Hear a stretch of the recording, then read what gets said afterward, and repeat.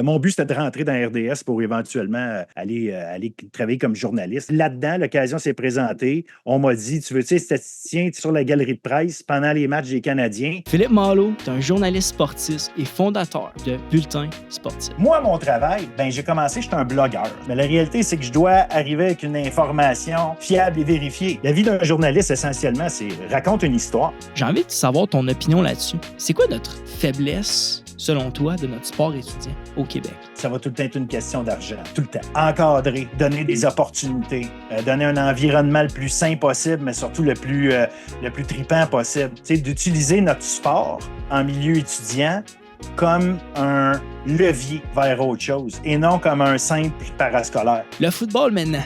Grosse saison des 3 divisions. Division 1, Division 2, Division 3, universitaire. Cette année, j'ai vu un peu d'espoir. Bonjour tout le monde, bienvenue sur Le Game On. Je suis votre host, William Rochefort. Cette semaine, on rentre plus dans le journaliste sportif. J'ai la chance de recevoir le bulletin sportif Philippe Malo avec moi.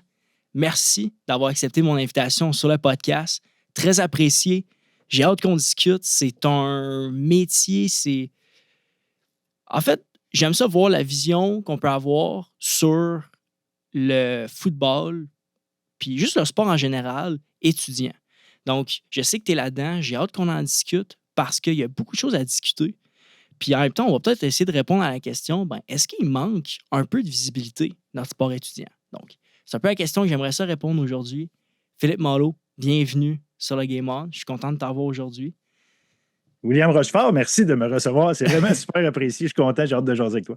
Ça me fait extrêmement plaisir. Comme à l'habitude, chaque personne qui vient sur le podcast, je le prépare une introduction. Voici ton intro. Philippe Malo est un journaliste sportif et fondateur de Bulletin sportif. Très jeune dans le sport, est un fan fini des Canadiens de Montréal, mais aussi tu as joué au golf, baseball, au volleyball et au football du primaire au secondaire. Avec le rêve d'être journaliste sportif, tu as travaillé durant 9 ans à RDS au service des communications marketing ainsi qu'à la programmation web. Dans ces 9 années, tu as pu écrire des articles pour rds.ca, mais aussi agir comme statisticien, notamment sur la galerie de presse, aux côtés de Pierre Houd lors des matchs du CH. Tes fils faisant beaucoup de sport, et c'est quand ton garçon le plus vieux a été recruté par Grasset au football que tu as décidé de lancer un blog. Ton premier article, Jonathan Sénécal a choisi Yukon, Kevin Mittal le suivra-t-il? Les gens sur les réseaux des sports se sont mis à te suivre, les écoles aussi. Donc, petit à petit, l'intérêt a grandi et tu as décidé de lancer en 2022 ton podcast. Pour aujourd'hui devenir le bulletin sportif que l'on connaît. Philippe Malo, j'espère que j'ai rien manqué. Bienvenue sur le Game On. C'est un plaisir de t'avoir. Un bon résumé, en effet. Merci. Nice. Je suis content d'entendre.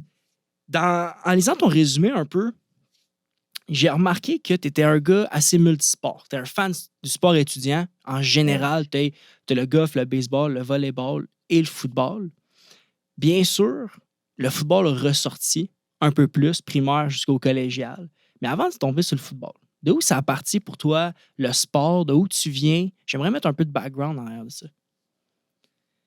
Comme bien du monde, mon père, c'est un sportif. Mon père, il y a longtemps, a fait le camp des Alouettes de Montréal, début des années 70. Fait que le sport, ça a tout à fait partie. Puis, il jouait au baseball. Puis quand j'étais petit, le golf, c'était ça, parce que c'était un maniaque de golf. Il a 75 ans aujourd'hui. Puis, il joue encore très, très, très régulièrement. D'ailleurs, en fin de semaine passée, pour la première fois de sa vie, il a joué en bas de son âge. Il a joué 74 à 75 ans. Ça donne une idée. Bon.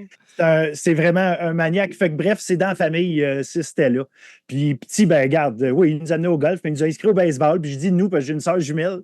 Puis il nous a inscrits au baseball. Puis on a commencé comme ça tranquillement. Puis avec l'école, évidemment, on a embarqué chacun dans nos sports. Puis moi, le volleyball est devenu mon sport quand je suis rentré au secondaire. Puis ma soeur, c'était le basket. Moi, c'était dans le volley. Fait que j'étais embarqué là-dedans. Puis moitié du secondaire, je me suis mis à jouer au foot parce que j'habitais à Saint-Bruno. J'ai les barons de Saint-Bruno là-bas. Ouais. Fait que la gang de gars, au lieu de jouer au foot à peu près sur des terrains où on finissait par se tirailler plus que d'autres choses, on s'est inscrit puis on a joué au football. Fait que c'est rentré là-dedans. Mais j'ai tout à fait, tu sais, sur un paquet de sports ici et là. Jack of all trades, dominant dans rien, mais juste assez bon dans tout pour avoir du plaisir. Puis le volley, ben, j'ai continué au cégep aussi. En fait, je voulais jouer au football, mais moi, je m'étais blessé au cou. Puis trop nono pour aller voir quelqu'un pour voir comment arranger ça. J'ai continué.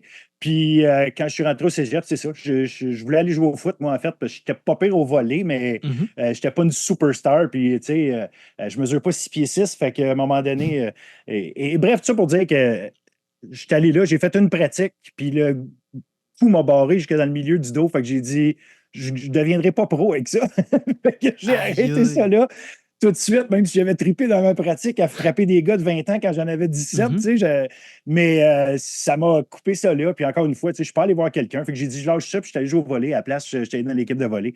Fait que, bref, c'est ça. Fait que le sport, ça a tout le temps été là. Puis je parlais de ma sœur jumelle. Bien, évidemment, c'était important là-dedans parce qu'elle a joué au basket, puis elle a joué longtemps, puis elle a fait l'équipe du Québec, puis elle a même été, elle a joué à Montmorency, elle a été capitaine d'équipe à McGill après ça, tu sais.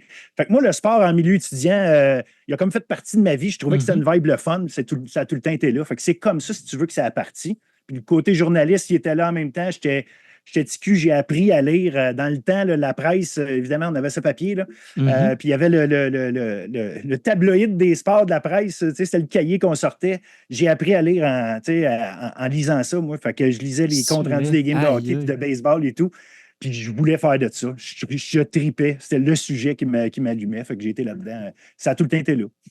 Très cool. L'affaire qui est intéressante, c'est que justement, tu as été dans le sport étudiant toute ta vie avec ta famille.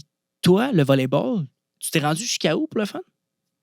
Dans ce temps-là, Maisonneuve avait une équipe, ça s'appelait 3A, là, c'est du D1 aujourd'hui. Maisonneuve avait une équipe, fait que j'étais là.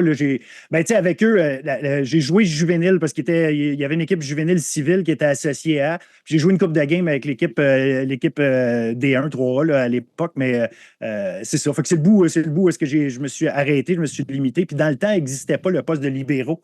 Ça comptait comme un changement quand tu faisais rentrer un spécialiste en défense. C'était plus ça que je jouais. Puis avoir continué, ça aurait probablement été là-dedans, mais bon, j'ai tout simplement arrêté de jouer au volleyball après ça. Un sport que j'ai adoré, by the way, que j'aime encore énormément. Tu as dit que la passion du journaliste sportif a toujours été là, que ça a parti très jeune. J'aimerais faire le timeline. De où que ça a vraiment parti le fait de jumper dans l'action? Parce que là, j'ai vu que tu es rentré à RDS. Sauf que l'entrée à RDS est probablement arrivée un peu après. Ben oui. T'as-tu étudié là-dedans? En fait, moi, j'avais une intention d'être journaliste. Puis cette intention-là, c'est bon, par quel cours j'allais passer à l'université. Puis à un moment donné, je m'étais dit, je vais aller en droit. Il y a bien des journalistes qui ont étudié en droit. Puis c'était comme quelque chose qui. C'était un chemin que je visais. Faites pas ça à la maison. J'ai niaisé au cégep, puis j'ai pas eu des bonnes notes. Fait que. Bref, le droit n'était pas une option pour moi. Je ne pouvais pas rentrer là. Fait que j'ai appliqué en sciences politiques. Puis je suis rentré en sciences politiques, puis j'ai fait mon bac là-dedans. Finalement, je pensais entrer là, puis après ça, faire le saut en droit. Finalement, je suis resté en sciences politiques parce que dans les faits, ça ne changeait rien que j'aille en droit ou en politique pour devenir journaliste un peu plus tard.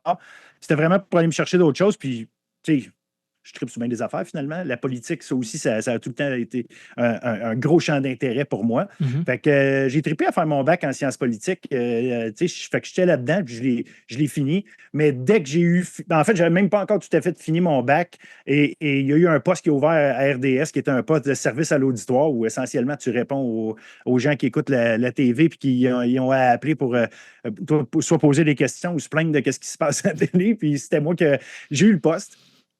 Puis mon but, c'était de rentrer dans RDS pour éventuellement aller travailler comme journaliste. Fait que c'était ça. Fait que c'est comme ça que je suis rentré chez RDS. pas avec un poste de journaliste. J'ai pas étudié en journaliste, fait qu'il n'y a pas eu le switch direct, là, si on veut. Puis au début, j'étais, c'est ça, au service à l'auditoire, qui faisait partie du groupe de marketing. Fait qu'à un moment donné, je me suis plus dirigé vers les communications marketing. Là, j'écrivais les communiqués de presse. Il y avait un paquet de choses là, comme ça qu'on faisait. Puis j'étais plus là-dedans. Et à un moment donné, j'avais fait le tour de ça, puis c'est pas ça que je voulais faire. Fait que j'avais appliqué au web. Je ne sais pas si j'aurais eu le poste ou quoi, mais je me suis retiré.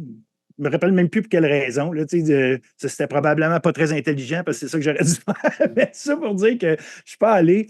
Puis une couple de mois après, j'ai dit non, faut que j'aille faire ça. Fait que de mon poste, comme je suis au com, mais tu connais à peu près tout le monde dans la compagnie parce que tu as affaire à tout le monde. Fait que j'étais allé parler à un des boss là-bas, j'ai dit, garde, j'aimerais ça. Puis, on m'a concocté un horaire, si on veut, avec toutes sortes de choses, qui m'a permis de rentrer comme statisticien. Puis là, quand je suis rentré comme statisticien, ben là, là j'ai trippé là, parce que là, j'étais dans la régie pendant les matchs de baseball, nomme-les, les sports qu'ils pouvaient avoir à RDS. Il y a tout le temps un statisticien qui est là. Puis, fait que j'en ai fait que ça me permettait d'être là. Puis j'étais en arrière, si tu veux, de la caméra pour tout ça. Puis à un moment donné, l'occasion s'est présentée. On m'a dit, tu veux, statisticien, sur la galerie de presse pendant les matchs des Canadiens.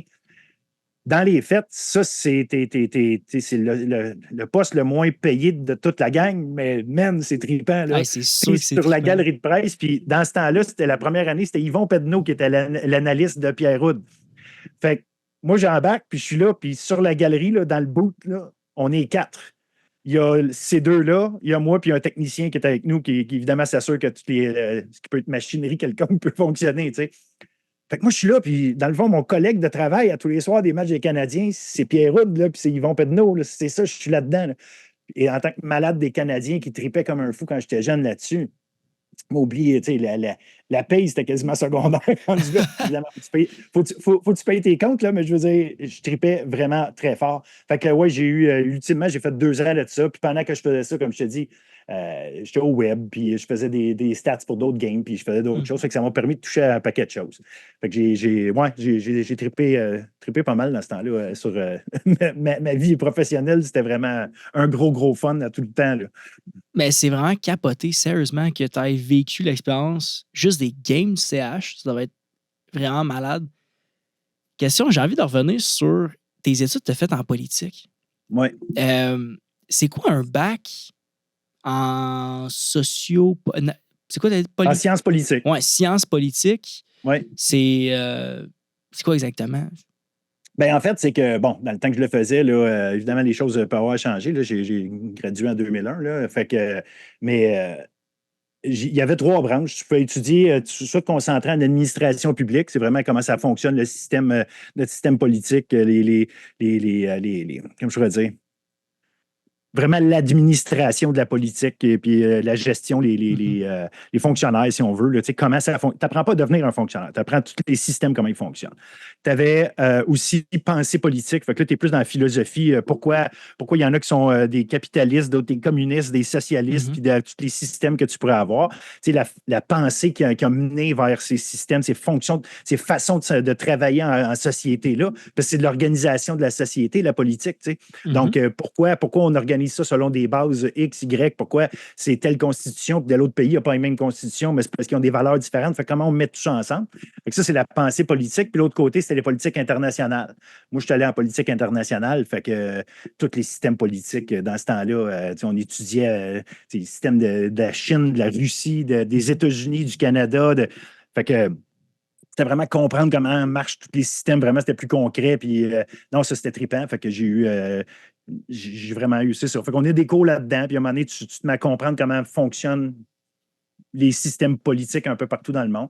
Puis c'est beaucoup dans le... Ce que ça t'apporte beaucoup, c'est de la réflexion, comprendre aussi, parce qu'il y a des analyses politiques qui viennent de plein de monde, des analyses d'experts et tout. Puis à un moment donné, c'est de voir les gens qui ont fait de la recherche, essayer de comprendre ce qu'ils veulent t'amener, résumer de la pensée, résumer de l'information scientifique sur comment fonctionnent les sociétés. Puis ça, ben, veut pas, à la fin, ça ressemble un peu à ce qu'un journaliste peut faire. C'est-à-dire, il y a plein de...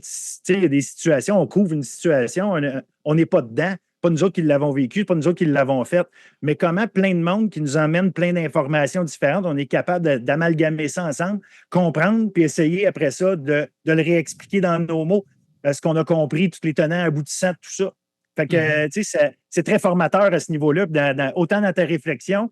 Tu sais, ça ne t'apprend pas à devenir un politicien, ça t'apprend à comprendre comment marchent les systèmes. Puis la fois aussi qui est quand même intéressant, surtout dans l'international comme tu as fait, c'est que ça te permet de vraiment voir le global de ce qui se fait un peu partout. Fait que tu en apprends aussi sur un peu la culture de chacun parce que. Vraiment. Vraiment. Puis à un moment donné, ça met en perspective. Nous autres, on est poches dans des affaires, mais on est bons dans d'autres. Puis, exact, c'est ça. Au lieu de se regarder le nombril, on se trouve rapidement pas bon dans tout, mais on se rend compte que finalement, on n'est pas si pire que ça. Exactement. Tu as bien raison. Chez RDS, j'ai besoin de comprendre, c'est quoi exactement la job d'un statisticien? Mettons la job que tu faisais quand tu étais dans les galeries de presse, durant un match du CH, mettons. Ben, tu sais, bon, ça, c'est parce que oui, je suis statisticien, mais en plus, ce qui arrive, c'est que quand la réalisation d'un match se fait, tu sais, il y a beaucoup de monde qui travaille dans une régie. Au Centre Bell, la régie, dans le fond, c'est un camion là, qui est dans le sous-sol du Centre Bell. Et le réalisateur, le producteur, il y a plein de gens, des aiguilleurs, des gens de son et toute compagnie, sont tous dans ce camion-là où il y a tous les écrans, les machines, les clés, tout ce qu'il faut pour faire en sorte qu'on a un show de télé.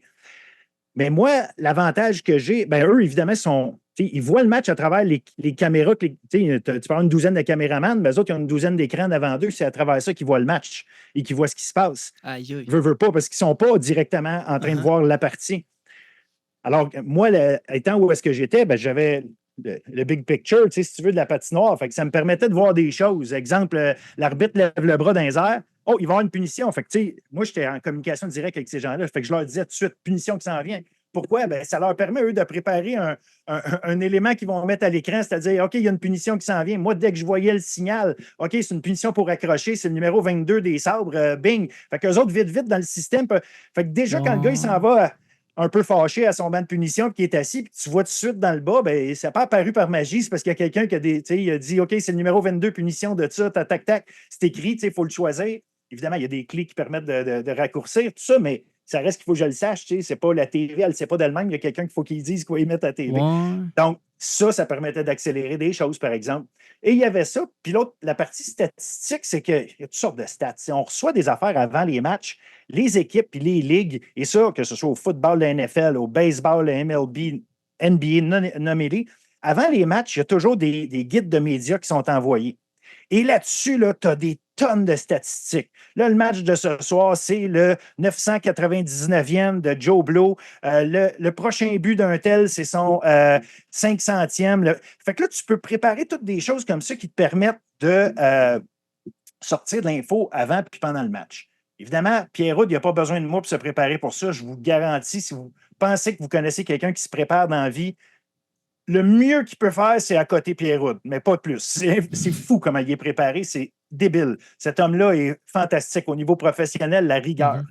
Puis, moi, par contre, dans mon bar, justement, j'avais plein de petits papiers là, avec des affaires. Fait que là, il était écrit, mettons, si je le savais que tel joueur avait 198 buts. S'il est rendu à son deuxième but, là, clair, je pognais le papier, je savais que c'est son deuxième but, donc c'est son 200e.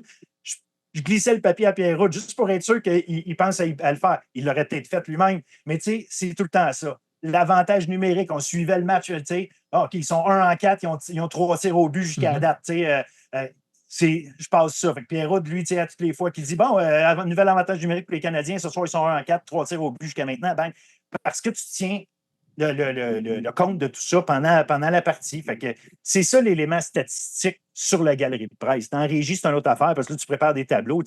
On va regarder un match de foot, là, puis des fois, il y a un tableau de statistiques qui apparaît là,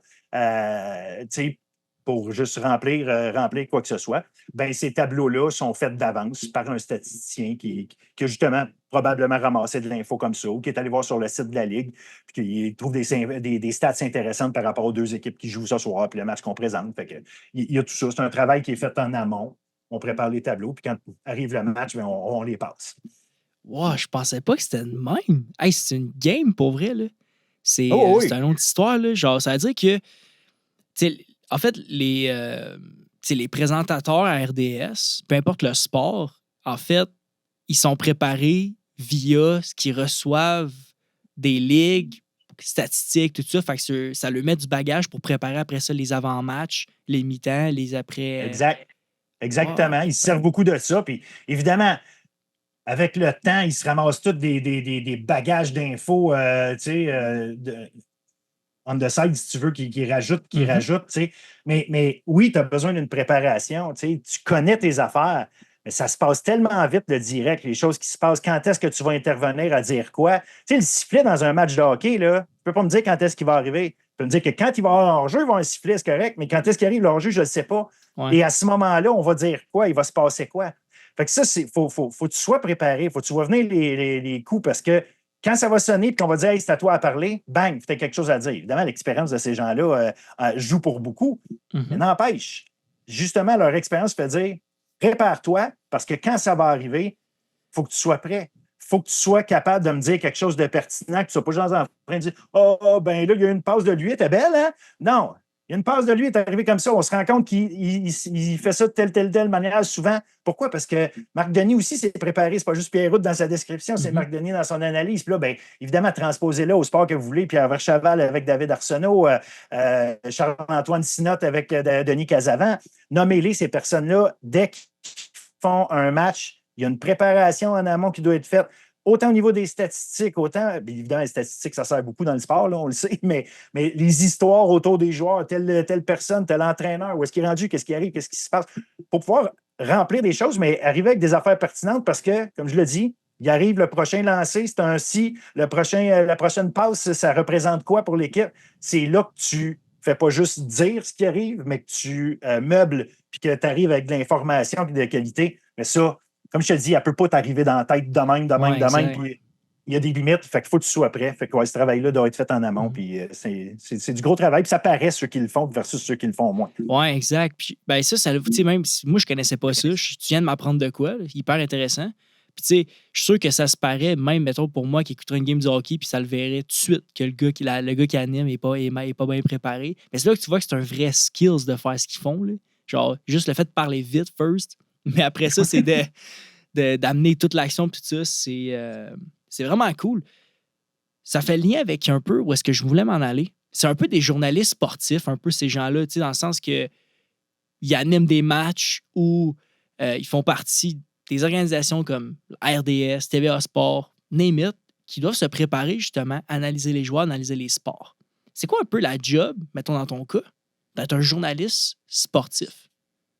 Bien évidemment, le terme journaliste, il englobe un paquet de types de journalistes. Tu peux être un chroniqueur, tu peux être un éditorialiste, tu peux être un reporter, tu peux être un animateur, ou est-ce qu'encore là, le journalisme embarque sur. Mais le terme de journaliste, c'est une chose. Il faut juste faire attention de comprendre que, parce que souvent on entend parler, tu es un journaliste, tu dois être neutre, tu dois être impartial. OK, il y a un volet de même. Mais ma job d'abord comme journaliste, c'est de m'assurer le plus possible. Il y a tout le temps des biais, puis il y a tout le temps des éléments qui entrent en ligne de compte. Mais la réalité, c'est que je dois arriver avec une information fiable et vérifiée. Après ça, comme je dis, tu peux mettre ta couleur là-dedans, puis dépendamment de c'est quoi ton rôle. Si tu es un simple reporter, dis ce qui se passe, puis ça finit là. Mais si tu es un chroniqueur ou tu es quelqu'un qui doit donner son opinion, ben, tu as ta job de la partie journaliste, c'est assure-toi que l'information est véridique et vérifiée. Puis après ça, tu peux bien donner ton opinion dessus. Fait que là, c'est là qu'on embarque sur des nuances. Puis là, l'idée, c'est pas de donner un cours là-dessus, mais c'est juste de comprendre qu'il y a ça. Moi, mon travail, ben, j'ai commencé, j'étais un blogueur. Un blogueur, là, c'est quoi là, tout ça? C'est quelqu'un qui dit ce qu'il veut, là, essentiellement, puis qui a un micro, là, ça veut pas, ou qu'il l'écrit, là, peu importe, mais il n'y a pas de règle nécessairement directe. Maintenant, moi, je me suis donné comme ligne directrice de travailler comme un journaliste. Est-ce que je le suis tout le temps? Est-ce que je dépasse des lignes des fois à certains moments? Est-ce qu'on pourrait me dire, bon, oui, assurément, je ne suis pas. Je n'ai pas étudié là-dedans directement. Je ne suis pas membre de la Fédération des journalistes. Il n'y a pas rien de ça. Et je ne suis pas professionnel là-dessus, c'est-à-dire que je ne suis pas rémunéré pour faire ce que je fais là-dedans. Mais j'ai une intention de toujours donner les versions des deux parties quand sur des cas où est-ce qu'on est dans l'information. J'essaie de mettre le big picture. Mais justement, je suis blogueur, j'ai un podcast, je joue là-dedans. Et même quand j'écris, même chose, parce que j'écris beaucoup d'articles, Oui, mon opinion, je la donne. Je me donne le titre de chroniqueur, si on veut, mais ça part d'une base de faits. Je peux pas et je veux pas être seulement la personne qui va dire Hey, lui, là, d'après moi, je trouve que c'est un tata. Parce que ça. Ben écoute, si je me permets de dire ça, c'est parce que j'ai assez d'informations qui me permettent de dire il a manqué de jugement basé sur ça, ça, ça. Et là, je vais me permettre de donner un commentaire. Fait que oui, on est là-dedans. Après ça, tu sais, ça, c'est l'environnement intellectuel de la chose. Puis après ça, c'est quoi mon travail? Ben, c'est ça. Va chercher de l'info. Là, c'est dépendamment de ce que je fais. Je te parle-tu du dernier match de foot qui a été joué en fin de semaine? Là, je te raconte le match et tout, évidemment en disant ce que je pense ici et là. Puis d'autres fois, ben, c'est effectivement, j'ai des dossiers plus fouillés. Puis là, je vais obtenir de l'information, je vais appeler des gens. Puis à la fin, à un moment donné, c'est ça, c'est trouver des gens qui vont te donner l'info, qui vont te guider vers l'endroit où est l'info, puis qui peuvent te permettre de vérifier ça, puis qui te permettent d'aller de l'avant, qui te permettent aussi d'avoir l'opinion de diverses personnes. Parce que des fois, le but, c'est d'amener l'info, mais pas nécessairement parce que tu as une opinion sur le sujet, parce que c'est important. Fait que je vais te dire, ben, lui, il pense A, elle pense B. C'est ça. Maintenant, faites ce que vous voulez avec. Fait que c'est vraiment ça. C'est ça. Le travail d'un journaliste, à la base, le principe est vraiment simple. Qu'est-ce que tu as fait aujourd'hui? As-tu le goût de le raconter? Parfait. Raconte-le, ce que tu as fait aujourd'hui. C'est du journaliste, je rapporte une histoire. Après ça, ton histoire est-tu intéressante? S'il y a deux personnes qui ont le goût de la lire, c'est une affaire. Tu essaies de rapporter des histoires qui risquent d'intéresser le monde. Puis après ça, ben, t'es fouilles. Donc, dépendamment, évidemment, comment je peux dire, la délicatesse avec laquelle il faut traiter certains sujets, ben là tu fouilles. Je dis pas que tu fouilles avec plus de rigueur, parce qu'il y en a tout le temps, mais tu peux faire plus attention. Comment tu le dis, comment tu amènes le sujet. Là, on embarque dans d'autres affaires, mais la vie d'un journaliste, essentiellement, c'est raconte une histoire. Puis raconte-la comme il faut pour que le monde l'apprenne. Puis l'histoire, des fois, c'est un match de football. Puis des fois, l'histoire, c'est une ministre qui a pris une décision puis qui a un impact sur un paquet de jeunes. Puis que tu veux la raconter, mais en même temps, l'impact réel, il faut que tu le racontes. La raison pourquoi la décision a été prise, il faut que tu la connaisses. Tu ne peux pas aller juste au feeling. Puis tu donnes la chance à du monde de te l'expliquer.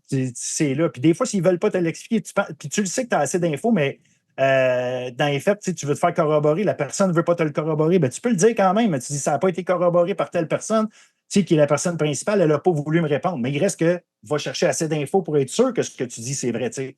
Fait que tout est là. Tout est là. C'est vraiment rapporter de l'information puis le faire de manière rigoureuse. C'est ça, un journaliste. Donc, dans le sport, c'est ça. L'avantage que tu as, toi, c'est que justement, tu as la liberté, comme tu as dit, vu que tu es un blogueur, tu n'es pas contrôlé par personne, mais tu es quand même capable de garder ça hyper professionnel. J'ai pris le temps de regarder ton blog, j'ai pris le temps de lire quelques articles et même trouver ton premier article. Jonathan Sénécal a choisi Yukon. Kevin Mittal le suivra-t-il? J'ai envie de comprendre, first, de où est parti le vouloir de partir un blog, mais aussi pourquoi exactement cet article?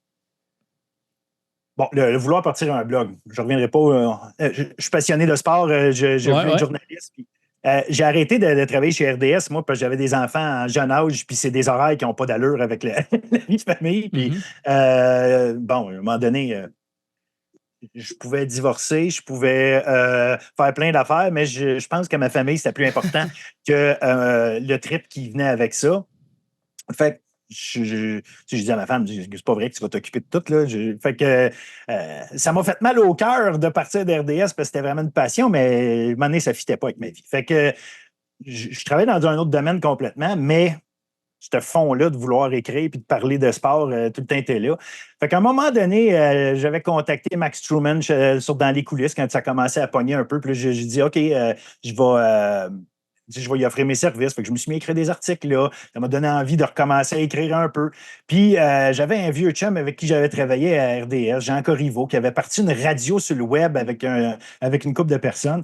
Puis dans le fond, à tous les midis, on avait un show de radio sur le web qui était là. Puis on s'est mis à parler de ça. Puis moi, j'avais l'intention de parler d'autres choses que des Canadiens. Puis, fait que je m'arrangeais pour pousser une petite info sur le sport étudiant une fois de temps en temps. Moi, c'est tout le temps resté sur le sport étudiant, jamais ça. Puis, Fait que j'en poussais tout le temps un peu. Puis là, à un moment donné, la radio a fini par arrêter. Mais ça, tu sais, c'était là. Puis là, je me suis dit, tu sais, bon, mon gars le plus vieux, il commence à jouer collégial et tout. Tu sais, ça commence à avoir de l'envergure un peu, tu sais, les matchs. Puis là, il y avait, tu sais, je me dis, crime, ça mène au foot universitaire. Puis tout le monde parlait de Joe Sénécal dans le tas, comme quoi, tu sais, c'était The King, c'était quelque chose. Il venait de gagner le bol d'or d'ailleurs, tu sais. Fait que, regarde, je vais mettre tout ça ensemble. Je dis, hey, je me suis vraiment juste parti une page. J'ai écrit un premier article, puis ça s'adonnait, c'est juste. Tu sais, quand tu fais du journalisme, c'est quoi la nouvelle aujourd'hui? C'est quoi l'histoire dont il faut parler? Ben, je dis, il faut parler de Jonathan Sénécal, qu'est-ce qu'il venait de faire, puis justement, de son annonce de. Fait que j'ai dit, garde, je vais parler de ça. Puis, ben, tu sais, je le regardais un petit peu ce qui se passait déjà là, dans le foot, sans écrire dessus, puis sans parler de ça tout le temps. Mais, fait c'est juste que mon premier article est tombé avec le timing de son annonce. Puis, bon, ben, Kevin Mittal, à ce moment-là, on attendait de savoir ce qu'il allait faire l'année d'après. Puis, voilà. Fait que c'est pour ça le sujet de l'article est allé là. Puis, garde, Jonathan Sénécal, j'ai parlé de lui pendant des années. Puis, je suis bien content parce que à l'été, j'ai eu une entrevue avec lui. On s'était parlé une fois de temps en temps, je ne veux pas au fil des ans, mais j'ai eu vraiment une entrevue avec lui pour boucler la boucle de sa carrière, de comment ça s'est passé et tout. Fait que j'étais bien content de jaser avec à ce moment-là. Tu sais, ça avait une saveur particulière, justement, de dire, écoute, là, depuis qu'il est au cégep, toutes ces années universitaires, tout ce qui se passait, il venait de se faire couper par les Alouettes il n'y avait pas longtemps. Fait que, tu sais, ça bouclait tout ça. Fait que non, regarde, c'était vraiment cool. C'est un gars qui a marqué le foot, mais en même temps, qui va avoir eu un impact sur ce que je fais majeur parce que il a marqué mes débuts, puis il aura tout le temps été le sujet de mon premier article. Non, exact. Avec Jonathan, pour moi, là, par rapport à ça. Très bien dit, mais c'est vraiment cool pour vrai. De la façon comment tu l'as amené. Puis, tu sais, je suis d'accord avec toi dans le sens que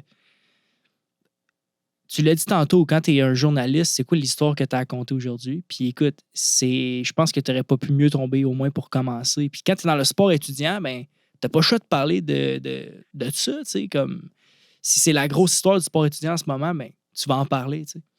Puis ça m'amène à la prochaine question. Parce que, tu sais, là, ton article avait rapport avec le fait lui avait décidé de choisir les États-Unis au lieu d'aller universitaire au Canada. Ouais. J'ai envie de savoir ton opinion là-dessus. C'est quoi notre faiblesse, selon toi, de notre sport étudiant au Québec? Tu parles par rapport à la NCAA, mettons, ou... Écoute, j'aimerais ça garder ça... Ben écoute, j'aimerais ça y aller plus général. Vu que tu goûtes beaucoup à tous les sports, tu vois... C'est sûr que les sports ne se ressemblent pas, mais j'aimerais avoir ton opinion. Tu sais, s'il y a quelque chose à améliorer, tu penses que ce serait quoi? Ben, l'argent. Ça va tout le temps être une question d'argent, tout le temps. Puis c'est pas une question d'argent juste pour rendre les gens riches puis faire en sorte de payer les étudiants. Moi, en tout cas, je trouve que c'est une... Il y a un élément très pervers là, en arrière de tout ça. C'est pas ça. Encadrer, donner des opportunités, donner un environnement le plus sain possible, mais surtout le plus tripant possible. Et faire en sorte d'utiliser notre sport en milieu étudiant comme un levier vers autre chose et non comme un simple parascolaire. C'est pas en marge de, ça fait partie intrinsèque de la vie d'étudiant, de ces étudiants-là qui jouent à ce niveau-là. Mm-hmm. Quand tu rentres au collégial puis tu es en D1 dans ton sport, puis quand tu es à l'universitaire dans ton sport, c'est de l'élite, là. En tout cas, ce qu'on te demande comme investissement, c'est de l'élite. Investissement de temps, je parle. Et d'énergie et tout. Tu sais, un jeune qui rentre là, à l'université, là, c'est drôle, en fin de semaine, il y a 2 fins de semaine, j'étais voir le match Laval contre McGill, puis je jasais avec un gars qui a joué avec un de mes fils au secondaire, qui est rendu avec le Rouge et Or, il est recru cette année, puis j'étais bien content de le voir, blablabla, puis comment ça se passe et tout, puis il dit, tu sais, je suis content parce qu'au moins je suis habillé, puis tu m'as jasé, puis il me dit, écoute, c'est comme un cours, là. Le livre de jeu est énorme, c'est tellement de travail juste à apprendre tout ça. Fait que, tu sais, c'est ça, c'est prenant, c'est beaucoup de choses, tu sais. Fait que donner l'opportunité à ces jeunes-là d'être bien encadrés, de ne pas se casser la tête trop, tu sais, c'est de l'encadrement. Parce que les gens qui les encadrent sont top. C'est incroyable le travail qui est fait, puis le dévouement de monde à des niveaux débiles. Puis on pourrait même donner 3-4 exemples de monde à qui ça s'est mal passé, mais je vous dis que 99,99, c'est tellement bien, puis c'est tellement extraordinaire ce qui est fait. Mais plus tu as d'argent, plus tu as de moyens. Puis si tu mets les moyens aux bons endroits, ben, tu vas améliorer l'encadrement. Puis tu améliores l'encadrement, tu améliores l'environnement dans lequel ça se passe, mais tu vas garder plus de monde ici. Exact. Puis garder plus de monde ici, c'est pas juste une question de dire « Hey, c'est plate que notre meilleur aille jouer aux États-Unis ». C'est correct, c'est normal. Le niveau de jeu est tellement plus élevé que ça, tu pourras pas le. C'est pas ça. Les meilleurs des meilleurs, allez-y. C'est la même affaire que notre hockey junior, par exemple. Il y a des kids qui viennent de République tchèque qui viennent jouer ici. Pourquoi? Ben, parce qu'ils veulent y être ici, parce que le meilleur niveau, c'est là pour avoir une chance d'aller jouer dans la Ligue nationale et être vu. Fait que c'est normal, ça, que nos meilleurs de l'élite, que de toute façon, sont trop forts pour nos ligues ici, aillent là-bas. C'est parfait. C'est parfait, ça. Par contre, il y a du monde qui va aux États-Unis parce qu'on leur donne une expérience. Pas parce qu'ils vont avoir une meilleure chance d'être pro nécessairement, mais on leur donne une expérience qu'ils ne vivront jamais ici. Et ces gens-là, souvent, vont finir par rester aux États-Unis. Fait qu'on perd, oui, des bons athlètes, mais des bons cerveaux énormément, des modèles aussi pour nos jeunes pour plus tard. On venir les coacher, leur enseigner, les mentorer, les qu'est-ce que tu voudras. C'est des gens de tellement haute qualité qui partent simplement parce que l'opportunité n'est peut-être pas intéressante ici. Il faut sortir du football là-dedans. Là. C'est pour ça qu'on peut penser au basket, au volleyball, au golf. Là, tu peux rentrer dans plein d'affaires en disant Hey, tu sais, où est-ce que je vais aller vivre mon expérience? Est-ce que je vais donner un pro plus tard? Pas nécessairement. Mais une fois installé là, ça se peut que tu rencontres ta blonde ou ton chum là-bas. Ça se peut que tu décides de t'installer là parce que tu as étudié là. Puis là, tes contacts se font là. Fait que finalement, ta carrière, tu as fait là-bas. C'est correct, là. Moi, individuellement, le choix est parfait. Mais nous autres, comme groupe, là, comme organisation au Québec de notre industrie sportive, si on veut l'appeler de même, il faut que tu la rendes le plus attrayante possible. Il faut qu'il y ait le plus de monde possible qui ait le goût de faire le choix de rester ici. Fait que c'est pas une question de dire que le choix individuel de la personne qui veut s'en aller n'est pas le bon. C'est pas ça. Parce que tant mieux, puis tu as le droit de le faire, le choix, puis tu as tes raisons, puis il n'y a personne qui a jugé de ça. Au contraire, go, vas-y, amuse-toi, profite, va vivre des expériences. Mais en même temps, nous autres, il faut s'arranger pour soit même attirer du monde d'ailleurs, ou tout simplement en garder le plus possible, en leur faire comprendre que, hey, tu as des sérieux avantages aussi à rester ici. Puis il y en a des avantages, il faut les faire voir aussi. C'est pas juste une question qu'on est nécessairement plus poche. Des fois, on est meilleur dans des affaires. On n'a pas nécessairement l'argent pour le promouvoir, ça. Fait qu'il y a ça aussi. Fait, moins d'argent implique des choix à faire. Puis des fois, ben, c'est pas parce que tu fais le choix de ne pas parler ou de ne pas promouvoir telle affaire que c'est pas bon. C'est juste parce que tu es obligé de faire ces choix. Fait que, tu sais, ça amène plein de choses. Fait que notre faiblesse, oui, c'est l'argent, tu sais. Mais je veux dire, tu sais, c'est un peu galvaudé de dire ça parce que tout le monde va dire ma faiblesse, c'est l'argent. Mais c'est parce que c'est tout ce que ça pourrait amener dans un domaine où il faut qu'il y ait de la concurrence élevée, où est-ce que, tu sais, il y a des gens qui sont tout le temps en train de t'amener d'autres choses, de te faire miroiter d'autres affaires. Ben, nous autres, tu sais, il y a une promotion qui est à faire. Puis je te dirais que, tu sais, si je veux enlever l'idée d'argent pour le mettre juste bêtement là-dessus, c'est toute la promotion de ce qui est fait, de ce qui est offert ici. C'est là, c'est de la grosse qualité, il y a du haut niveau. Puis cette promotion-là, si elle est faite, ben, puis elle est bien faite, elle va attirer de l'argent, puis elle va amener d'autres choses. Fait que, il y a une promotion, il y a la qualité des événements qu'on met en place, il y a tout ça, là, c'est ça, notre faiblesse, c'est qu'on le traite encore comme une bébelle, notre sport, souvent. Comme un « Hey, c'est cool, il joue au sport, là, qui s'amuse. » C'est vrai, c'est la base. Mais écoute, on peut-tu faire de quoi, tu sais, qui. Le terme est souvent structurant, tu sais. Est-ce qu'on peut prendre ça et le transformer en quelque chose qui va être un levier? Je ramène cet exemple. Il faut que ce soit un levier pour autre chose. Le sentiment d'appartenance à ton université, parce que pendant 5 ans, 4 ans, 3 ans, tu es allé voir ton équipe sportive de ce que tu voudras jouer, ça a un effet incroyable. Fait que cette personne n'a peut-être jamais joué une game de son sport, de ce sport-là qu'il est allé voir. Mais sauf qu'il a tellement trouvé ça cool qu'il veut perpétuer ça. Quand il est rendu millionnaire parce qu'il fait je ne sais pas quoi, puis il y a de l'argent à redonner, redonnez donc ton université pour refaire vivre des choses.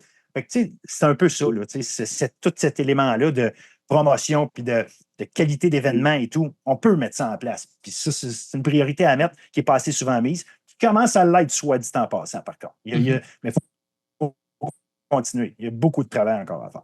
Non, exact. J'ai aimé ça, la façon quand tu l'as amené, parce que tu as tellement raison. La NCAA, il il y a plusieurs gars qui s'en vont là-bas pour, oui, l'expérience.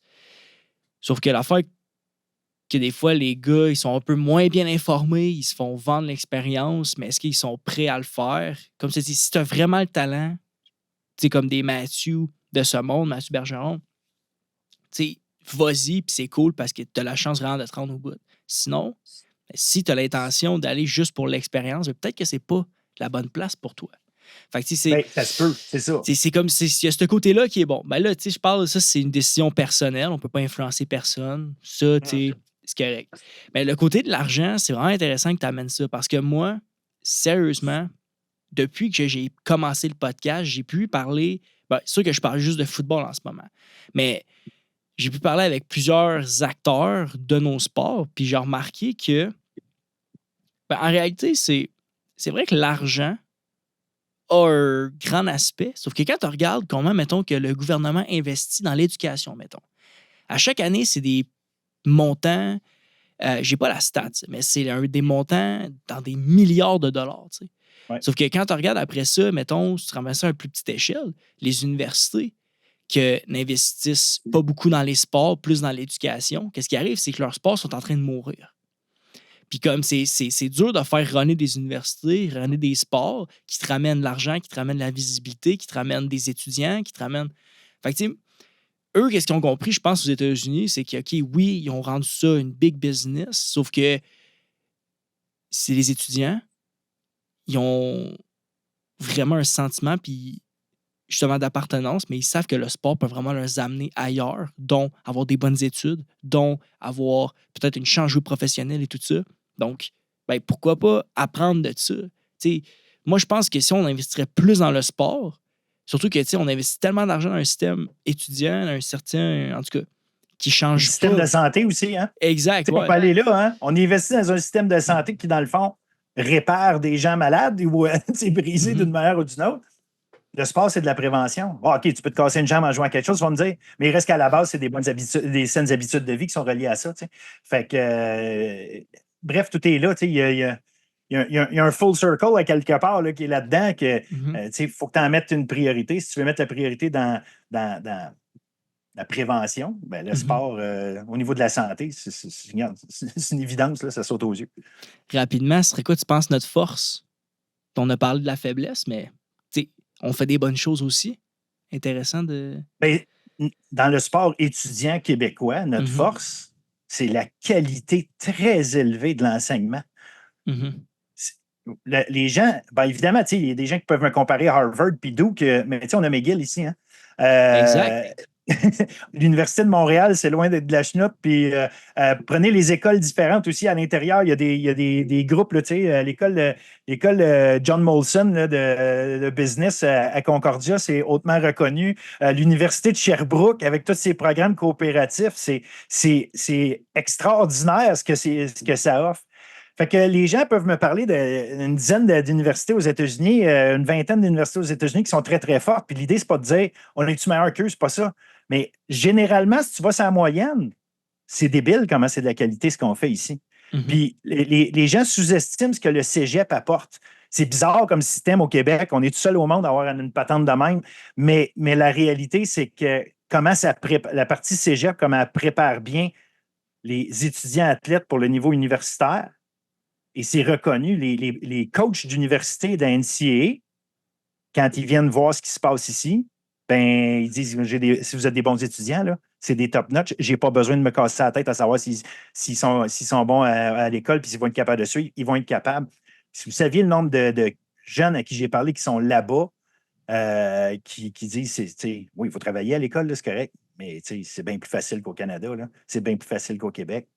Il y a des jeunes qui sont envoyés aux États-Unis très jeunes.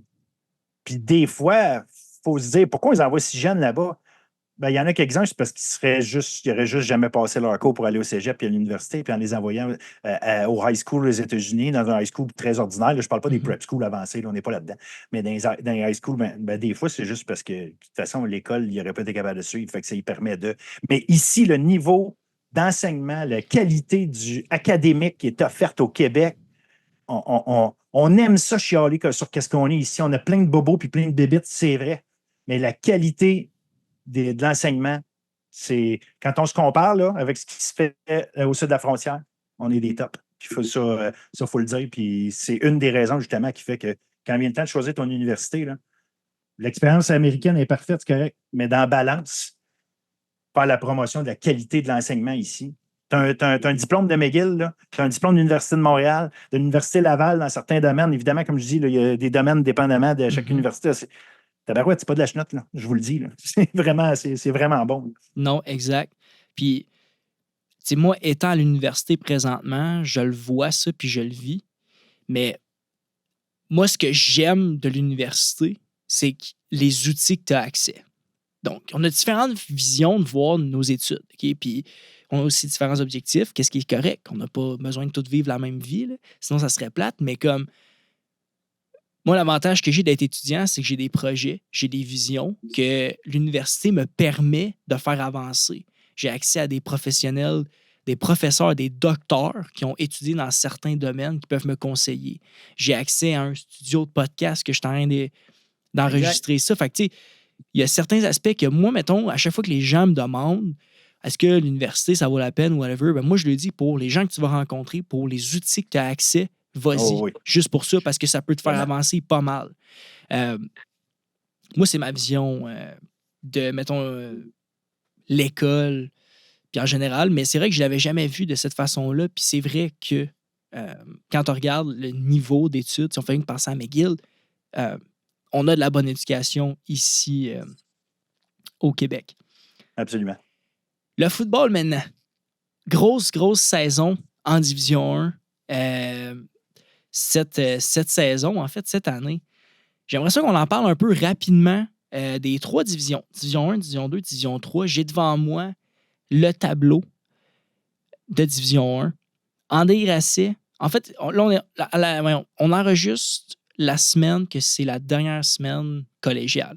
Donc, en fin de semaine prochaine, c'est les derniers matchs de saison. Donc, bon, pour ceux qui écoutent ça, ça ne va pas sortir en fin de semaine. Donc, ils vont avoir peut-être un peu de décalage avec ce qu'on va parler, mais ça reste que ça va être intéressant pour quand même le futur.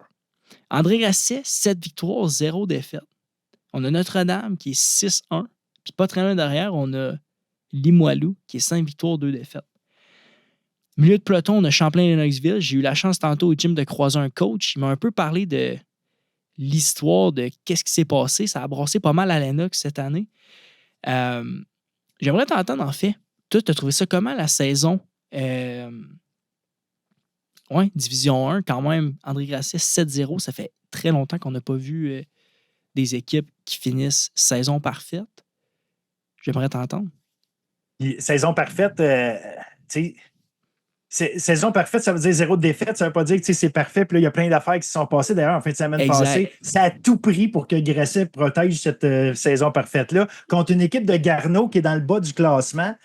Ça finit 11-8. Il a fallu un toucher avec des pinottes à faire en temps au match, moins d'une minute assurément. Puis, c'est juste montrer que c'est ça aussi, là, que suivre ces sports-là, c'est que tu as des bons matchs, tu as des performances de plein de monde. Puis, oui, la saison de foot D1, D2, c'est la même affaire. Il y a toujours des surprises, il y a tout le temps des affaires le fun à suivre. Puis, la compétition est vraiment féroce. Puis, la qualité du jeu d'une semaine à l'autre. Évidemment, sur papier, on a tout le temps une idée de qui a plus de chances qu'un autre de gagner plus les semaines avancent, mais ça reste que tu peux avoir des matchs comme on a eu en fin de semaine, justement. Je fais en sorte que, tu peux même mettre tes scènes sur qu'est-ce que tu voudras. Ça ne veut pas dire que ça va arriver. Ça, c'est une chose, c'est la réalité du sport. Mais oui, le sport est tellement de bon niveau. Puis le football collégial D1, beaucoup de gens le disent, là, c'est le spectacle le plus intéressant au Québec pour bien du monde parce que c'est le dernier niveau collégial où tu joues encore à 4 essais. Fait que c'est du football canadien, mais à 4 essais. Fait que ça amène d'autres choses, alors qu'au football universitaire, on est à 3 essais, ça change la façon dont le match se déroule. Fait qu'il y a bien du monde qui aime beaucoup ça. Le niveau de collégial D1 est vraiment intéressant. Puis, Grasset a vraiment une belle saison. Une ligne offensive magique, là, sont vraiment, vraiment très, très bons. Puis en fait, ça parle beaucoup le résultat en fin de semaine parle beaucoup de la qualité de la ligne défensive de Garneau, qui a réussi à donner du trouble à cette ligne-là. Fait que non, c'est vraiment du haut niveau. Là. Quand vous voyez après ça, ces mastodontes-là aller jouer au niveau universitaire puis même professionnel, ils mesurent déjà 6 pieds 5 puis 6 pieds 6 puis ils pèsent 300 livres à cet âge-là. Puis là, tu as des coachs qui sont en train de leur montrer à maîtriser leur jeu, que c'est plus juste une question que comme tu étais au secondaire, tu étais trop grand, trop fort pour tout le monde, fait que c'est pour ça que tu étais le meilleur. Ils sont en train de les modeler en joueurs de football. Puis c'est ça qui est le fun du collégial. Exact. On transforme des athlètes en joueurs de foot, puis là, on voit là, tranquillement ces affaires-là se placer. C'est cool, le collégial, pour ça. Mm-hmm. Je suis 100% d'accord. Puis l'affaire qui est intéressante là-dedans, c'est quand tu regardes, c'est là que tu comprends en fait que le collégial, c'est, surtout en Division 1, c'est un sport qui se joue à c'est tout le temps les petits détails. C'est l'équipe qui va faire le moins d'erreurs, le moins d'erreurs qui va gagner le match puis qui va se rendre au bout. Regarde ici, ce qui est intéressant, c'est que Notre-Dame ont la meilleure offensive. Ils sont deuxième dans la ligue. Bon, ça fait quand même du sens. Lennoxville ont la deuxième meilleure offensive, mais ont la pire défensive de la ligue. Donc, ils sont en milieu de peloton.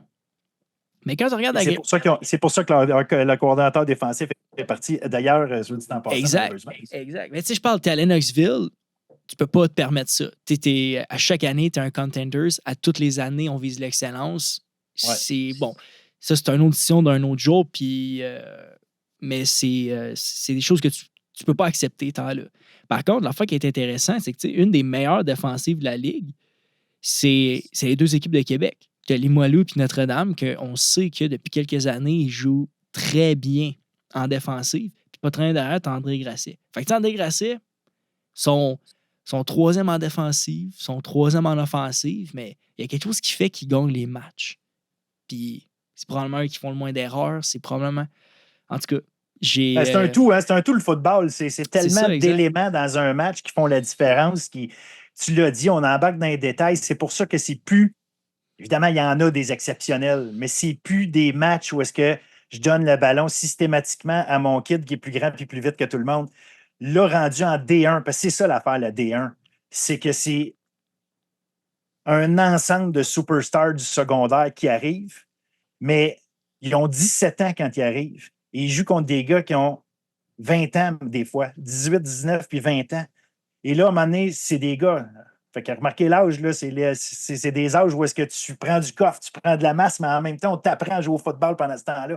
Fait que la superstar de 17 ans qui arrive, là, puis là, elle joue contre un gars que lui, il a 3 ans, il était superstar, même place que lui au secondaire, mais ça fait 3 ans qu'il lève des poids, qu'il s'entraîne de la bonne façon avec les bonnes personnes, qu'il apprend à manger comme il faut, qu'il connaît des jeux plus compliqués que lui et qui est plus wise. Il a développé une sagesse parce qu'il comprend la game à un autre niveau.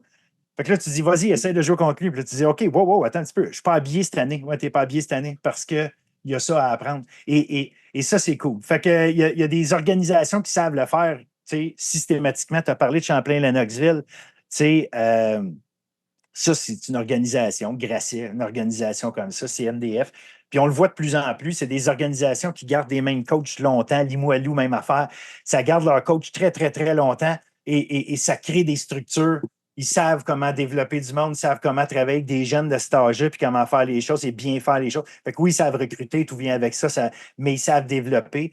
Puis là, à un moment donné, c'est qu'on finit par s'égaliser parce qu'on sait tout faire ça. Les coaching staff savent tout faire ça. Fait que là, d'une année à l'autre, c'est qui a ramassé le plus de joueurs vraiment spéciaux là, qui arrivent à les placer puis les mettre dans les bonnes situations. Parce que l'autre coach, l'autre bord, il sait comment les arrêter. Mais y a-tu les bonnes personnes pour le faire des fois? Puis là, tu as le jeu d'échecs qui embarque vraiment de football. Fait que ce qui fait que tu as Grasset qui est en haut, tu as CNDF tout de suite après et tout. L'année passée, la finale, c'était une finale magnifique entre CNDF et Champlain-Lennox.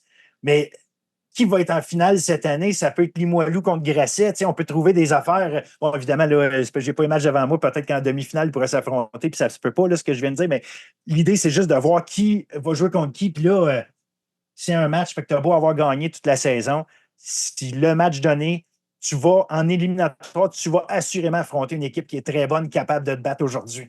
C'est ça qui est le fun. Là. C'est là qu'on embarque dans vraiment ce qui On sépare l'expression qui dit on sépare les hommes des enfants, c'est vraiment ceux qui sont prêts, ceux qui sont à maturité, ceux qui sont à haut niveau versus ceux qui ont encore des choses à apprendre, puis ça va jouer sur des détails, comme tu as dit. Mais ça, là, choisissez votre équipe, là, puis amusez-vous parce que pour vrai, c'est dur d'établir qui va gagner ça.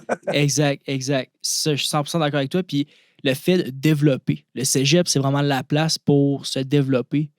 Ouais. Sur autant le côté football, mais autant le côté psychologique. Tu sais, tu passes d'un ado, tu deviens un adulte en sortant de là. Tu sais, tu deviens un homme, là, rendu à 20 ans, tu es rendu dans la vingtaine. Là. C'est un autre game après. Quand tu as passé 3-4 ans entre les mains de coach comme ça, il y a ça aussi. Là, exact.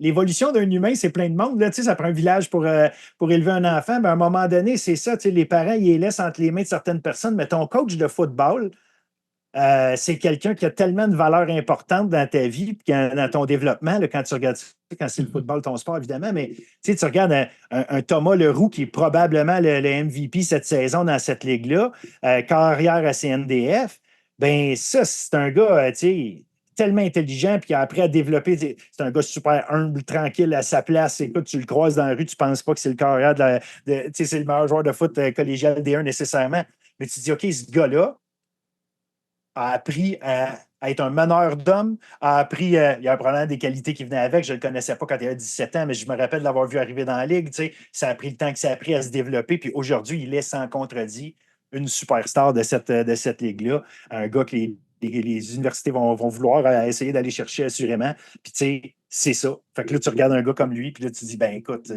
Thomas Leroux, il est là, on lui souhaite une victoire de championnat à la fin parce que tu voudrais qu'il finisse sa carrière avec ça. Il était en finale l'année passée. Est-ce que ça va être son occasion cette année? Ça va être à voir. C'est cool. Mm-hmm. Division 2, Saint-Hyacinthe, back-to-back selon toi? Back-to-back-to-back. Ils ont gagné 2 derniers en plus. Oui, c'est très possible. Ils sont premiers au classement, mais ils ont perdu il y a 2 semaines contre Montmorency. Ça a été probablement un certain choc pour eux. Puis surtout, ça a lancé le message au reste de la Ligue. C'est possible. Exact. Sherbrooke, pendant la saison, les ont tenus, je pense que ça finit 44-41 ou quelque chose comme. Bref, c'était très proche. Ils viennent de donner 34 points à John Abbott. Fait que, tu sais, Saint-Hyacinthe peuvent être prenables. C'est ça que ça vient de lancer. Alors qu'au début de la saison, le monde se disait non, puis il démolissait tout le monde. C'est un vrai rouleau compresseur. Donc, tu sais, l'idée, c'était de dire est-ce que quelqu'un peut empêcher Saint-Hyacinthe de three-peat, tu sais? Là, peut-être, mais ça reste une organisation structurée qui savent venir les voir. Mais même chose, il y a une parité dans cette ligue-là depuis des années. Fait que oui, c'est Saint-Hyacinthe à la fin qui a gagné des championnats, c'est vrai. Mais quand on suit la saison, là, une semaine, t'es deuxième, la semaine d'après, t'es cinquième, puis l'autre après, t'es 7, là, si tu gagnes du super 2 matchs de suite. T'es très, très proche tout le temps, toute la saison. Fait que oui, Saint-Hyacinthe, on est obligé de les mettre favoris dans cette ligue-là parce qu'ils ont gagné, ils ont l'expérience, ils ont tout ce qui va avec. Ils sont encore premiers au classement, puis ça, c'est une chose. Mais il y a des équipes, notamment Sherbrooke puis Montmorency, qui clairement savent qu'ils sont capables d'aller les battre. Puis ça rend l'affaire très intéressante. Là. C'est pas une free ride, si tu me permets l'expression, pour Saint-Hyacinthe cette année. Exact. Ça me fait un peu penser à notre football universitaire de cette année. On va en parler dans pas très longtemps. Avant, Division 3, quand même surprenant. Victoriaville, premier dans la Ligue. Ouais. Sérieusement, je suis pas beaucoup de Division 3. Par contre, super de bon football puis des super de bons athlètes en Division 3. Je me suis fait dire qu'il y avait toutes les années des joueurs qui auraient pu jouer Division 1, Division 2 avant d'aller Division 3. Cependant que, pour certaines raisons plus personnelles, ont décidé de rester dans ces programmes-là. C'est un football qu'on ne parle pas beaucoup, malheureusement, en Division 3. J'aimerais t'entendre là-dessus. Ben, nous autres, on en parle chaque semaine, justement, parce qu'il y a des gars là-dedans qui vont aller jouer universitaire. Tu sais, Hassan Dosso, pour ceux qui suivent le foot universitaire, ben Hassan Dosso avec les Carabins, c'est un gars qui jouait en Détroit. Là, fait que, Olivier Roy, qui était le carrière de Concordia dans les dernières années, c'était un gars qui vient de la Pocatière. Fait que tout ça, tu sais, fait en sorte que, en fait, Dosso était Thetford, je pense qu'il était en D2 dans ce temps-là, mais peu importe. Là, c'est juste, l'idée, c'est qu'il y a des gars qui arrivent de la D3, de la D2 à chaque année qui trouvent leur place, c'est correct. La D3, l'affaire, c'est que oui, en fait, le niveau de jeu n'est pas le même, mais ça ressemble un peu plus à ce qu'on voyait justement au juvénile, où est-ce que tu as quelques gars qui sont supérieurs, fait qu'ils rendent le jeu spectaculaire, mais tu as du jeu le fun, puis c'est ouvert, justement, ça, à cause qu'il y a un peu plus d'erreurs dans ces matchs-là.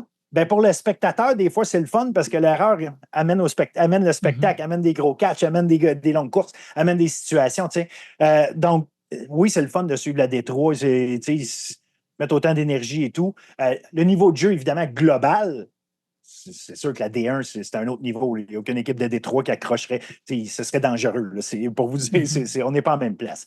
Mais il y a des bons joueurs, tu l'as dit. Puis il y a des gars qui font leur place universitaire, qui ont des très, très, très belles carrières universitaires, même si on passé par le Détroit. Fait que c'est intéressant de suivre aussi puis de regarder c'est qui ces gars-là, d'où ils sortent puis qu'est-ce qu'ils ont fait. Assurément. Fait que oui, tu as une équipe comme Victo. Qui est là cette année. Puis ce qui est intéressant à Détroit, c'est que tu as deux divisions, en fait. Tu as le sud-ouest et tu as le nord-est. Ils ne jouent pas un contre l'autre pendant la saison, mais quand tu arrives les éliminatoires, le premier d'une division joue contre le quatrième de l'autre. Fait qu'ils se mettent à se croiser. Fait que là, tu te retrouves à avoir des match-ups durs à analyser des fois parce que tu te dis, hey, d'un coup, cette division-là est vraiment plus forte que l'autre. Fait que ça se peut que ça se peut que ce soit pas évident parce que tu n'as pas de comparable. Fait que là, fait que c'est là que ça devient intéressant. Les éliminatoires en Détroit, c'est toujours le fun parce que ça fait un peu boîte à surprise. Puis c'est du foot, le fun. Une fois que tu aimes le foot, tu aimes ça regarder ça. Comme je dis, oui, il y a des bons joueurs, mais c'est surtout à la fin, tu as un spectacle fun, peu importe le niveau. J'aime ça ramener au monde. Souvent, là, ben, ceux qui ont été parents vont le savoir, mais toi, tes parents, tu t'en vas voir ton kid jouer à 9 ans au hockey. C'est nul du hockey de kid de 9 ans quand tu regardes ça avec du recul, en termes de qualité de jeu. Mais on trippe bien raide quand c'est 3-3 en prolongation demi-finale. On est. Viens pas me dire que tu t'en vas là parce que tu veux comparer ça au junior majeur. Ça n'a pas rapport. Oui, il y a un kid qui est bon, mais il y a 9 ans. Là, c'est pas à cause de. Mais on embarque dans les émotions du match parce qu'il y a un but, il y a un objectif, il y a des éléments qui sous-tendent le hype du match. On se laisse embarquer là-dedans, puis on va voir ça. Puis à la fin, c'est là que, oui, tu as des bons matchs, tu as des affaires le fun, justement, comme journaliste, tu as tout le temps des histoires à raconter, puis les histoires, ils sont pas. Ça n'arrête pas au niveau de jeu non plus. Puis, comme je dis, le spectacle est bon. Tu as des bonnes games. C'est tout simplement ça. Exact. Un des meilleurs bols d'or que j'avais vu, méchant chaud, c'était au bol d'or à Thetford, qui est en Division 3. Je me souviens plus, c'était. Je pense que c'était Jonquière à ce moment-là, mais en tout cas, folle. Jonquière contre Victo, c'était celui-là je il y a quelques pense. années? C'était folle. C'était une folle victoire. C'était vraiment hot comme game. Un des plus beaux shows que j'avais vu, honnêtement, dans la fin de semaine du bol d'or. Vraiment cool. Cette année, universitaire, l'affaire qui était le fun, on dit souvent c'est une ligue à deux équipes. Cette année, j'ai vu un peu d'espoir, dans le sens que on a remarqué qu'il y a des équipes qui gagnaient contre d'autres que, crime, c'était surprenant, sauf que la semaine d'après, cette équipe-là a gagné contre Montréal, mais pas contre Sherbrooke. Donc, moi, ce que j'ai aimé de cette année, c'est qu'on avait de l'espoir, puis ça donnait. En fait, cette année, depuis plusieurs années, ça l'a prouvé comme quoi que chaque équipe avait le moyen, avait un potentiel de pouvoir gagner. J'aimerais t'entendre, toi, sur la saison universitaire. Ça ressemble à quoi de ton côté, Phil? Ben, tu as mis le doigt sur une affaire intéressante. Puis, tu sais, ça arrive plus souvent qu'on pense d'avoir une équipe qui vient titiller les deux gros géants, là, Montréal puis Laval. On a Concordia qui avait failli battre Laval il y a 2 ans en demi-finale. Il y a tout le temps des petites choses ici et là qui se passent qui font que, wow, OK, est-ce que c'est l'année que l'hégémonie va lâcher entre ces deux-là? Ça dérange beaucoup de monde que c'est toujours Laval et Montréal. Puis, tu sais, je comprends parfaitement ça. Maintenant, c'est un peu normal parce qu'il y a une question de qu'est-ce que tu investis, comment tu es capable de placer tes choses. Puis, on en a parlé au début, puis ça a ses effets. Puis, à la fin aussi, tu sais, la victoire engendre le fait que tu as le goût d'aller jouer pour eux autres. Fait que le recrutement, tu sais, il va là. Fait que c'est ça ce qu'on voit. Là, pour cette année, ce qui est fou, c'est que McGill, justement, a eu un gros recrutement l'année passée. Depuis qu'Alex Surprenant a pris les rênes de cette équipe-là, qui a amené avec lui Max Dupuis, qui était le coordonnateur défensif à Lennox, qui est devenu coordonnateur défensif de son côté, ont attiré des tonnes de très bons joueurs, dont des gars de Lennox en quantité, dont Jerry Momo, qui était le running back numéro 1. Puis les gens qui ont appris à le découvrir cette année, nous autres, ça fait des années qu'on le regarde aller et qu'il fait ça. C'est juste que là, il le fait dès sa première année universitaire, c'est une chose. Il vient avec Éloi la tendresse Régimbal, qui est probablement le gars le plus spectaculaire de la Ligue année après année, carrière de McGill. Fait que là, on a ajouté des affaires autour de lui. On a ajouté une profondeur à McGill qui fait que même s'il y a plein de blessés, ça reste une équipe intéressante. Puis oui, ils ont battu Montréal, mais ils ont donné du trouble à Laval. Ils ont donné du trouble dans le deuxième match contre Montréal. Montréal a fallu qu'ils fassent un retour en fin de match pour aller les battre. Mais tu l'as dit, ils ont perdu contre Sherbrooke un match. Ils ont perdu contre Concordia un match. Ce qui met assez dans le trouble que même si c'est l'équipe la plus dangereuse pour Laval et Montréal, si Concordia les batte la dernière fin de semaine, ils sont en dehors des éliminatoires, puis c'est Concordia qui va les faire. On est au dernier match pareil pour eux. Fait qu'ils se trouvent dans une situation où, sur papier, puis comment tout le monde les vante et les met avec raison sur un certain piédestal pour wow, quelle saison, c'est cool de voir McGill arriver et tout. La job n'est pas faite encore. Et c'est là que ça te montre que arrêter de. On se laisse hyper par des choses, mais il faut regarder qu'est-ce qui se passe, comment ça se fait que Concordia et Sherbrooke sont capables de battre McGill et que McGill bat Montréal. Ben, c'est parce qu'ils ne sont pas aussi poches que le monde aimerait ça vouloir les présenter aussi. Maintenant, il faut donner du crédit un peu à tout le monde. C'est des coachs de haut niveau qui coachent partout. On arrive à aller chercher des bons athlètes que le monde dit ah, c'est des athlètes de deuxième niveau. Ouais, essaye de les suivre sur un terrain, voir ces gens-là. Ils ont rendu au niveau universitaire. Si tu es un partant au niveau universitaire, peu importe l'équipe dans laquelle tu joues, tu sais jouer au foot. Tu es à haut niveau, là. OK? Là, à un moment donné, c'est des détails, puis là, ben, c'est la somme. Tu sais, à un moment donné, les 5 joueurs de ligne offensive de Laval vont probablement battre les 3 ou 4 joueurs de ligne offensive de telle autre équipe, ce qui fait qu'en groupe, c'est une affaire. Mais si tu prends le meilleur joueur de ligne défensive de Sherbrooke, là, il est capable de jouer dans n'importe quelle équipe comme partant. C'est pas un problème. Là. Fait que c'est ça aussi, à un moment donné, qu'il faut être capable de voir. C'est une somme de petits détails ici et là qui fait qu'à la fin d'un match, oui, le gagnant, on le connaît presque d'avance, mais ça reste qu'il y a plein de bonnes choses qui se passent. Tu es aussi à pas grand-chose d'avoir des surprises. Puis on en a vu cette année. Puis ça se peut qu'on en voit justement à la fin de semaine parce que Laval doit aller à Sherbrooke. Puis d'un coup, que Sherbrooke les battrait. Ouais. Personne va mettre son argent là-dessus. Pourquoi pas? Puis Concordia, McGill. On a beau dire, McGill. En ce moment, n'importe qui suit ça beaucoup, je m'excuse, tu ne mettras pas ta maison sur une équipe ou l'autre, c'est sûr et certain. Non, exact. Mais merci d'avoir partagé ça. C'est vraiment cool que tu aies mis ta vision là-dessus. Puis pour avoir parlé avec la majorité des coachs des différentes équipes universitaires, qu'est-ce qu'ils sont en train de construire ou qu'est-ce qu'ils ont construit dans les programmes, c'est de l'élite. On n'arrête pas d'en parler depuis le début. Donc, il suffit juste de choisir en tant qu'étudiant le programme où tu as envie d'aller jouer puis de te développer. Exact. Puis, tu sais, on a encore une preuve avec McGill, tu sais, recrutement vraiment cool cette année.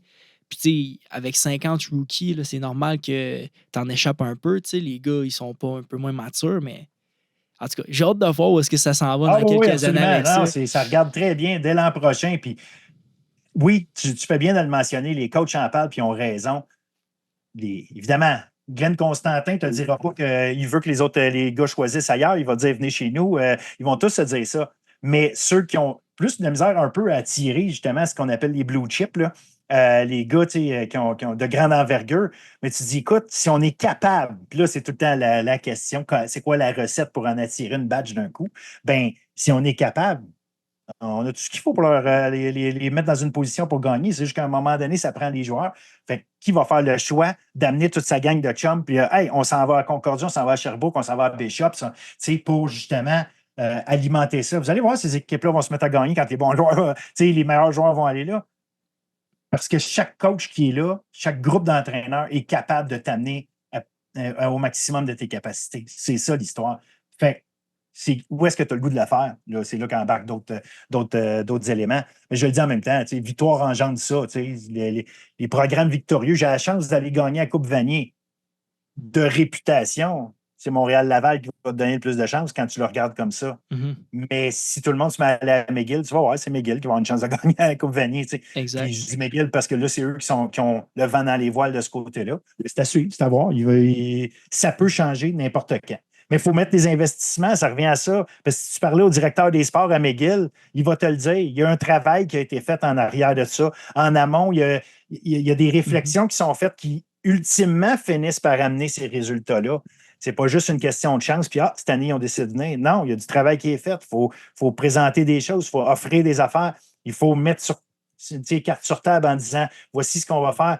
Il y a du travail à faire, ça n'arrive pas tout seul. Fait que c'est ça aussi. Laval et Montréal, là, ils ne sont pas chanceux. Ils ont travaillé pour avoir les résultats qu'ils ont. Laval, c'est fantastique ce qui est fait là-bas depuis tellement longtemps.